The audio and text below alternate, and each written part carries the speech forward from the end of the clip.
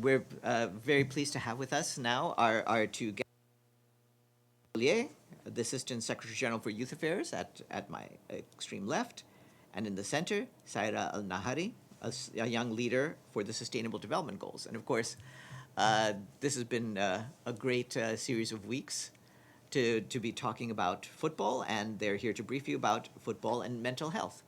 So with that, I will now turn over to our guests, please.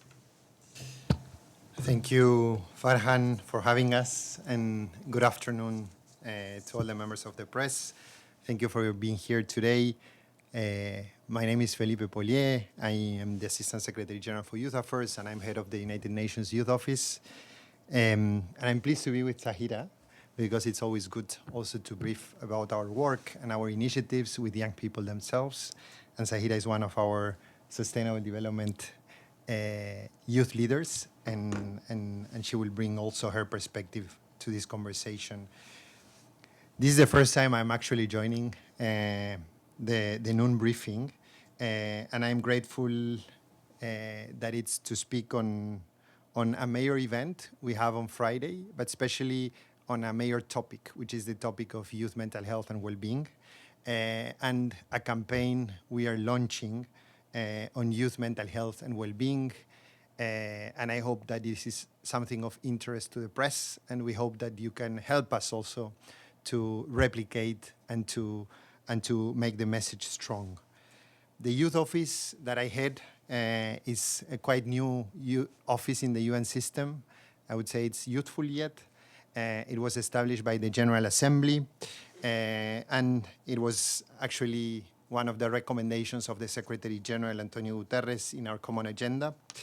And we have a mandate to really advance youth engagement across all the pillars of the UN's work, and also about strengthening coordination and partnerships in how the UN works with youth and for youth, with member states, but also with civil society organizations and youth organizations. And we have a very simple principle in how we work, which is really that if we include young people in how the UN works, we have a better UN, and we have a UN which is better trusted by youth, which compose a third of the world's population. And today, in this world where uncertainty is one of the common things that we are facing, few topics are more urgent and more connected to our mandate in terms of advocacy than the topic of mental health and well-being of young people. Young people are navigating a very complex world with unpredictable changes in terms of digital disruption, changes in terms of economic uncertainty, absolutely the consequences of armed conflicts across regions and displacement, but also social isolation in this paradox we live, where we are most interconnected than ever, but at the same time we have very worrying figures about isolation among people in general, and especially adolescents and youth. And the scale of this challenge, it's really significant. According to the World Health Organization, 1 in 2 people will experience a mental health disorder in their lifetime, and most of them will begin before the age of 24. But also we know that the investments that the world is taking on mental health are not sufficient, and actually most countries allocate less than 2% of their annual health budgets to mental health. And this contributes, according to WHO figures, to an annual financing gap of $200 billion US dollars. And the truth is that behind these figures, behind these numbers, there's actually people, millions of young people, families and communities that are carrying a pain which is often unseen, unspoken, and unsupported. And that's why for the United Nations Youth Office, it's important to launch this advocacy campaign, which is part of a flagship initiative that we will launch during the World Social Summit in Doha, Qatar in November 2025, which is about positioning mental health and good mental health not simply as the absence of illness, but actually about systems and how systems allow young people to learn, to connect, and to contribute. And that is why for this, we need really to drive systemic and global shifts in narratives. And that's why we're taking this event, we're taking this moment where everyone is looking into football as a connector of humanity, football as something that brings us together, sometimes to celebrate, to talk about something, sometimes to cry when our team is not performing well. And that's why next Friday, in this UN headquarters in New York, with the United Nations member states, Friends of Football, we will convene this event, One World, One Game, One Goal, just ahead of the FIFA World Cup men's final, which is happening actually in this same city on Sunday.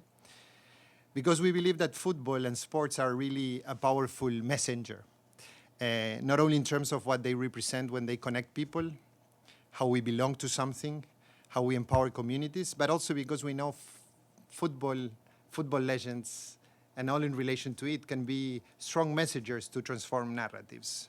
So this Friday, we will bring young leaders, policymakers, UN member states, more than 40 partners from civil society and private sector coming together in these whole different sessions, and I hope some of you can also be part of it and cover this. And we will launch a one-year campaign, a public advocacy campaign, that it's about elevating youth mental health and well-being onto the world stage. Because we believe that we cannot advance any of the Sustainable Development Goals if there's not a generation that feels supported, that feels empowered and resilient. And we want also to make the case about the importance of investments when it's about youth mental health and well-being of young people.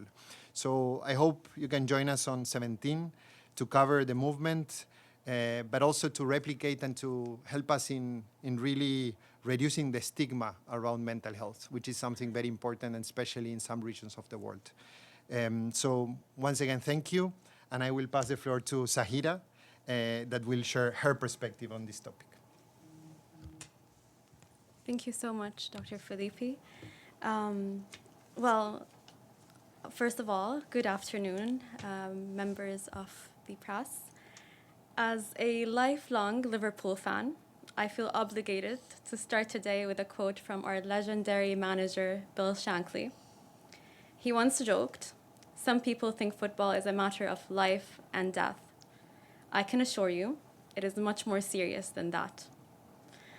We laugh, but with the Men's World Cup final happening right across the river in just days, the world is vibrating with that exact energy. Football fills our stadiums, it also fills our living room. It gives us tactics, glory, and sometimes heartbreak. And if we look closely, it holds a perfect mirror up to the human condition. And that's why we're here today.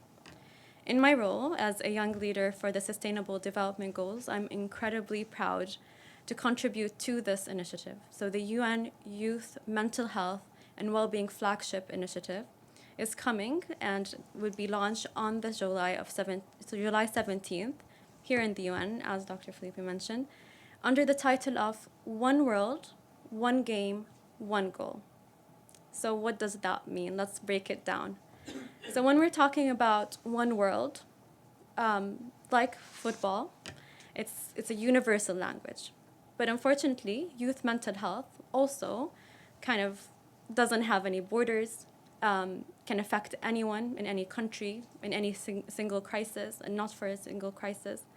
And there's the statistics which were mentioned about the World Health Organization highlighting how it's impacting young people.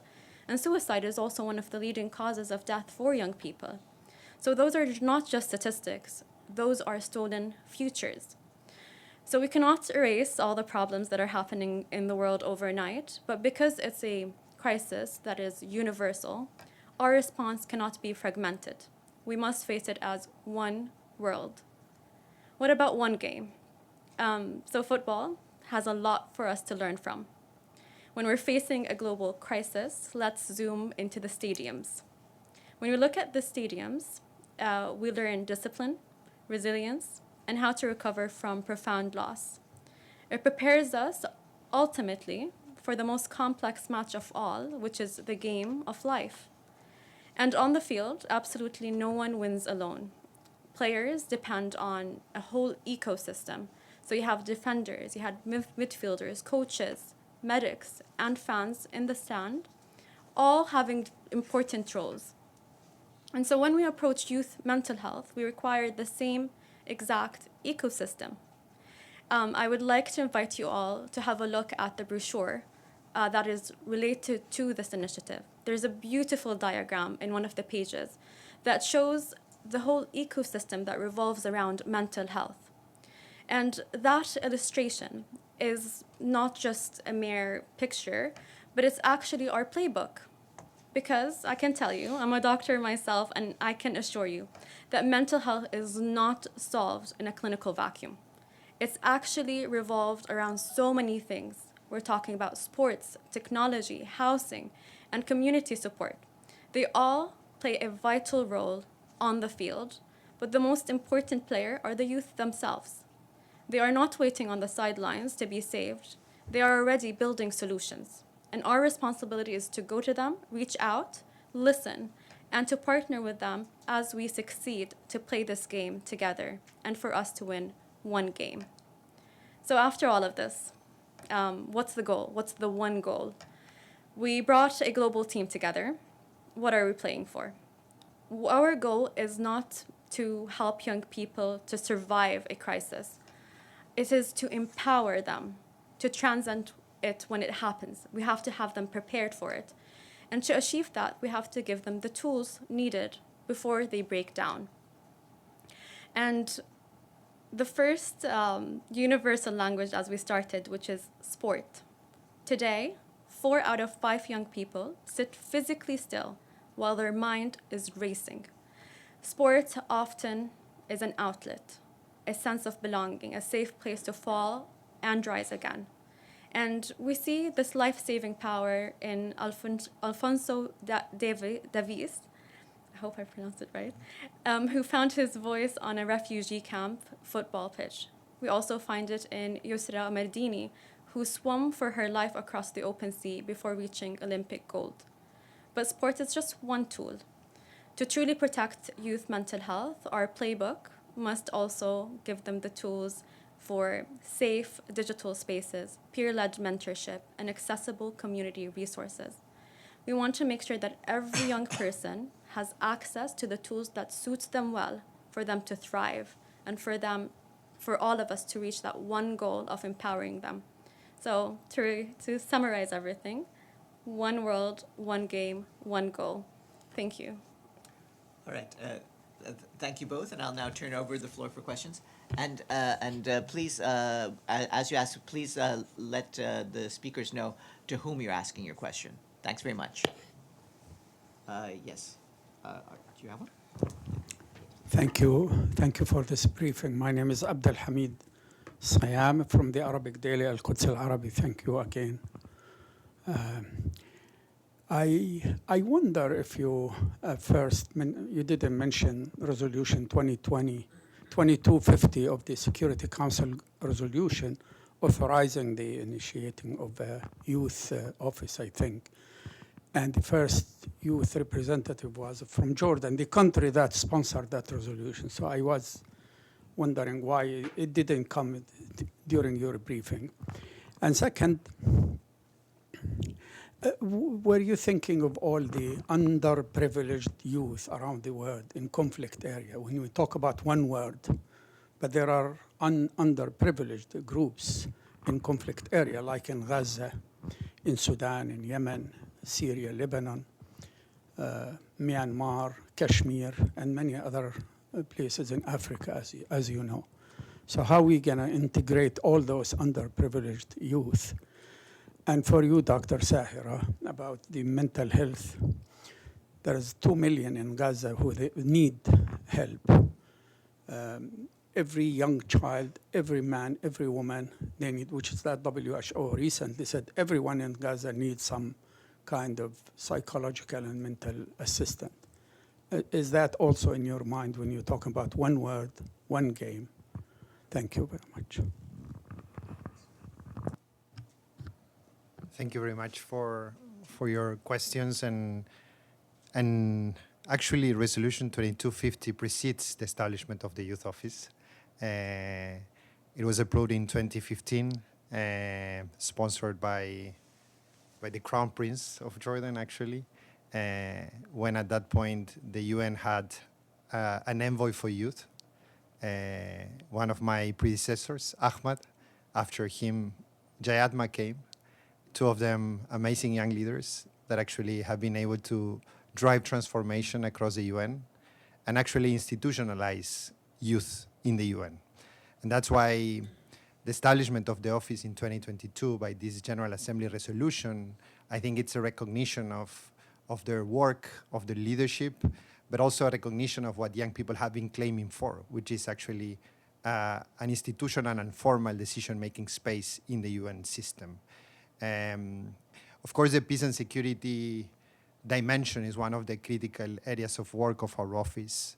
And definitely, I believe this flagship effort in terms of advocacy, in terms of making visible, it's actually interconnecting the three of the pillars and definitely the humanitarian response of the UN. And that's why this flagship I was mentioning that was launched within the World Social Summit platform back in November was actually launched with the support of UNICEF, of WHO, the health organization, and with UNESCO.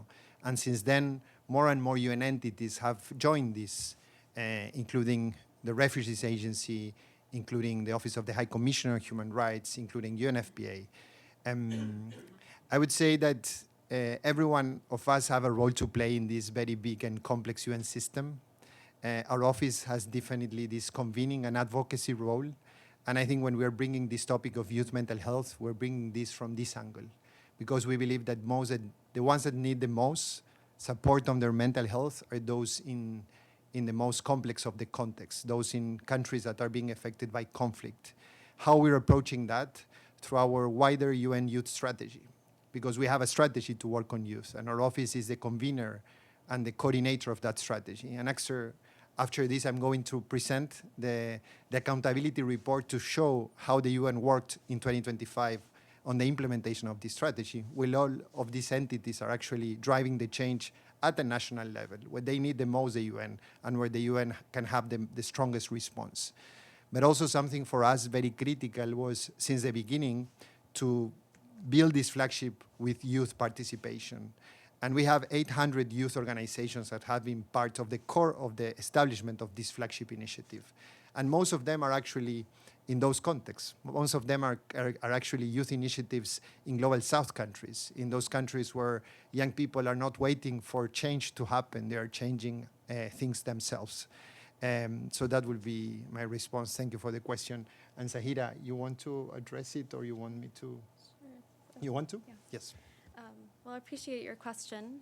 And we want everyone in the world, especially our brothers and sisters in Gaza and everyone who are in conflict area, to have that accessibility and that tool. It is a big mission. It's quite a big mission, and it's our responsibility, starting from this program. So being selected as a United Nations Young Leader for Sustainable Development Goals, it's other 16 people with me from diverse countries. I get to hear their stories. I get to hear their interactions and how valuable it is. For example, Sahba, she's one of the young leaders. She's a very strong advocate. She's from Gaza, and I hear from her the story. So now we could work together, see how we could bridge and help people there, and therefore like other countries. So it starts from here, but it is growing. We're looking to expand it in other regions around the world, and what is good for them. Like, it's easy to assume, but it's very important to go to the people, listen, what do they need, and how we could help them in the most maximum way possible. And if you have anything to add. No. Thank you. Can I just have one follow-up? Sure. Are you aware that 566 Palestinian soccer players had been killed in Gaza, which equals to 25 teams altogether? Have you issued any eulogy, any statement recognizing those victims? Thank you. Thank you for acknowledging this. And our office hasn't issued a statement about that, but you know how strong has been the position of the UN on all of these issues and how the UN has been at the ground working and pushing for this topic. Thank you very much for the briefing on behalf of the UN Correspondents Association. Welcome to the room, especially Felipe, your first time. We hope to see you back many more times in the future, to both of you, actually. My name is Gabriel Elizondo from Al Jazeera English. I have a question for each of you. Felipe, number one for you is, how do you see artificial intelligence and the explosion of this new technology, transformative technology, in relation to youth and mental health? Do you see it as a possible tool to improve mental health, or do you see it as an obstacle to obtaining good mental health, particularly in the context of youth? And then for Sahira, feel free to answer that as well if you want, but the other question I had for you is, as you know and alluded to in the briefing, there's a real stigma with mental health around the world, and it's varies by culture, varies by country. How do you see mental health with youth, and how do you approach it given the different cultures that approach the subject in a very different way? Some cultures are more open to discussing mental health, as you well know. Other cultures, not so much. It can even be families within the same culture. So how do you approach this subject with that context in mind? Thank you to both of you. Okay, can start? Great. So definitely artificial intelligence, as any new technology, and especially one that has accelerated at a speed which is unprecedented, presents opportunities and challenges. So I was last week joining the AI dialogue on governance, but also the AI for Good Summit. And one of the key areas that we actually launch a joint work with the ITU, the Inter-Telecommunications Union, with the Secretary General herself, is a collaboration in terms of digital well-being. And this is connected to this broader flagship effort and the work we are doing, as I was mentioning, with many of the UN leading entities on each of these fields. And I mentioned these two dimensions because it's actually true. Many of these youth-led projects I was mentioning are actually using AI to support their peers when it's about access to mental health. I was recently in China, in Tsinghua University, and one of the leading PhD professors was sharing about some paper they were launching showing that how artificial intelligence can create that peer support can be at the same level of experts, physicians, and mental health experts. So definitely there's huge opportunities with this technology. On the other hand, what it's also happening is that all of these technologies are transforming the way we correlate with each other at a community level. And there's more and more evidence that also hyperconnection doesn't mean we are more humanly connected, no? And we have this isolation also factor growing and growing, and there's some figures that show that, especially how this is affecting young people. So that will be my reflection, and of course working on this with the academia, because we believe that we need to drive these also next steps, not only with the formal UN entities, but also with leading universities. No? And also in our flagship initiative, there's very well-renowned UN universities from different regions that are supporting this effort and the evidence behind this holistic ecosystemic approach that we're taking on mental health. Sahira. Well, thank you also for this amazing question. And as we discussed today, the entryway for those discussions is sport. So if we use things that are fun and enjoyable and people will feel comfortable to participate in, then it releases the pressure of how heavy mental health discussions are, and it allows it to be conversational. And the same thing as art. So I'm a strong lover for arts, and back at home, I founded an initiative called FIFA Art. And the concept is you get people to paint and then discuss how we're feeling and having that open conversation. So sometimes the tools don't have to feel heavy. We have to find tools that gives us the gateway. We go to areas where youth are already participating. So where they're playing around, where they're engaging, and also like having a strong social media present that could communicate well with them in their language. So then they feel comfortable to reach out, to ask questions, to engage more sufficiently. So there's so many methods that we could approach. This is a really good entryway, and we can think of so many more. It's just about being creative and trying to make it not as a heavy topic, even though it is, but like ease the language into it. And as you mentioned, it affects different people differently. So like for men, for example, in the art workshops, they're always hesitant. They're like, what if you can read my feelings? Like, I'm not comfortable opening up. But it's just like, have fun with it. And surprisingly, they always end up throwing football on them or their favorite team. But then they talk to their colleagues. They express how they're feeling at work, or how even when we're in Shifa Art, we target art in hospitals. And I remember having an interview with an artist who had to deal with cancer, and art was their way of managing the mental load of this illness throughout that journey. So the question is, let's experiment with tools and see, like, it's not always go to a therapist or always go and take medications. Like, let's explore the range of tools available for us to be able to talk about this conversation. Yes, Sinan? Thank you, Farhan, and thank you very much for your time. My name is Sinan Tunçdemir from the Amargi. I have a few questions. I'm going to ask two. If there is more time, I will ask more. And my questions are for both of you, if I may. The first one is, I noticed that you use football instead of soccer. I don't judge, I use football too. Can you explain to us why do you use football instead of soccer?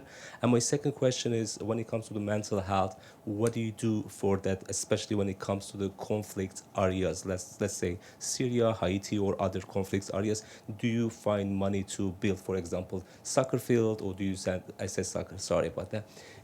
What do you do to help, especially the young people in those conflict areas, or do you find money for that? Thank you very much. Great. Thank you. I will need to be very brief in the responses because I need to be 1:15 downstairs for the launch of this Youth 2030 progress report I was mentioning. I maybe start with the last question. This advocacy campaign has an initial objective of really shaping the narratives, because we are fully convinced that the first step to have budgets, have programs, and have services is having this topic at the centrality of the UN discussions. And that's why also, as part of these advocacy efforts, we've been for the past few months organizing in close discussions with some member states from across regions to really drive it forward. So currently there is not a fundraising concrete initiative behind this effort. It's more about the structural change we can bring and how we mobilize also the member states into that direction. And I connect this with the other piece of the question, no? Which is specifically how we move and how we respond specifically to those humanitarian contexts where the responses need to happen. I've been 2.5 years working for the UN now, and I've learned, and every time I visit some of those contexts, I've learned about those initiatives where the UN is already doing things on this. Mm-hmm. And these initiatives are happening from many different parts of the UN. In some cases, it's UNICEF. In some cases, it's WHO. In some cases, it's IOM. In some cases, it's the Refugees Agency. So that's why our office took this advocacy role, this leading role, and also this role of doing things with youth and trying to position this topic from that angle. But what we're trying is to continue to push the limits, so there's more and more responses and more of these concrete programs and services coming from the UN side.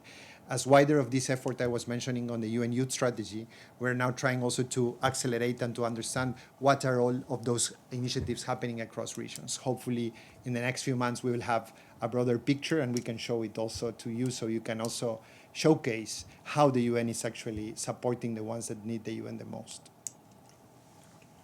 Before we go to the last questions, I want to let you know the Security Council consultations have just wrapped up.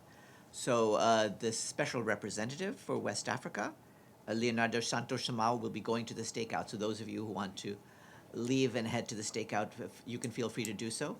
I think we have a couple last questions, so if we could lump them in quickly together. Yes, in the back. And did you still have a question? Or? Okay. Yes, in the back, last question. Yes, please. Yeah. Yes, you could go. Okay, hi, thank you. Ibtisam. Yes, Yeah. thank you. I wasn't sure if you were meeting me. I know. Yeah, today I took. Anyways, my name is Ibtisam Azim, Al Arabi Al Jadid newspaper. My question is to both of you or to any of you who would like to answer it, and it's about actually the issue of mental health. When we talk about mental health and approaches and research and initiatives, the issue is that there are actually also different schools, and there is an alternative approach today that talks about mental health from the perspective of brown and black and the global south, because and connect the whole issue to also systematic oppression, to decolonialization, etc.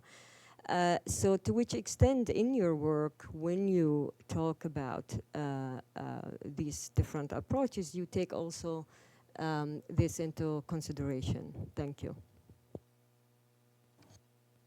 So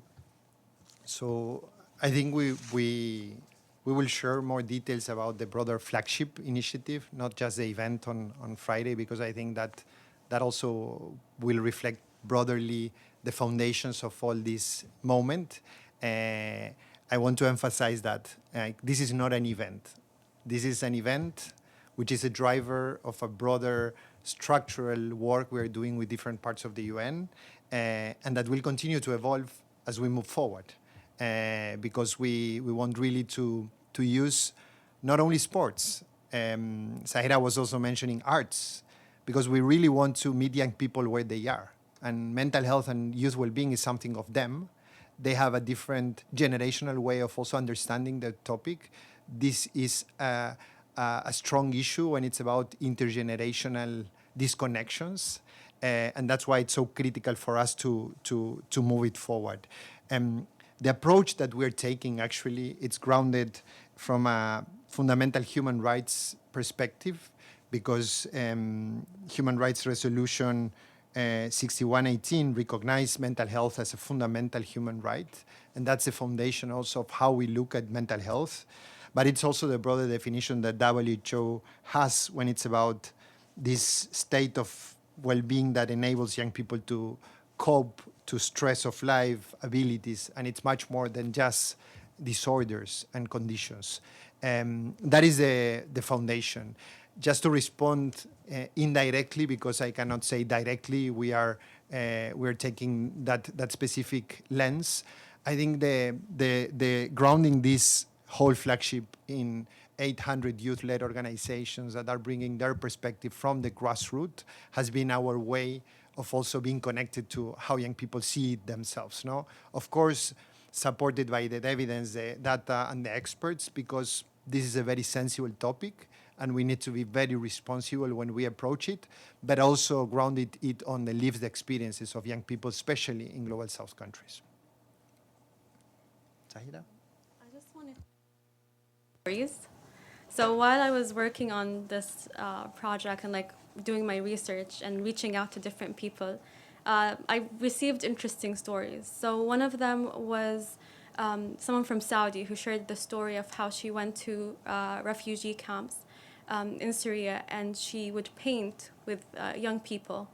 And one of them expressed how much he loves Cristiano Ronaldo. He did not have the jersey, and he ended up painting the jersey and on the shirt. And she found a way to bring the jersey to Cristiano Ronaldo and get it signed for him.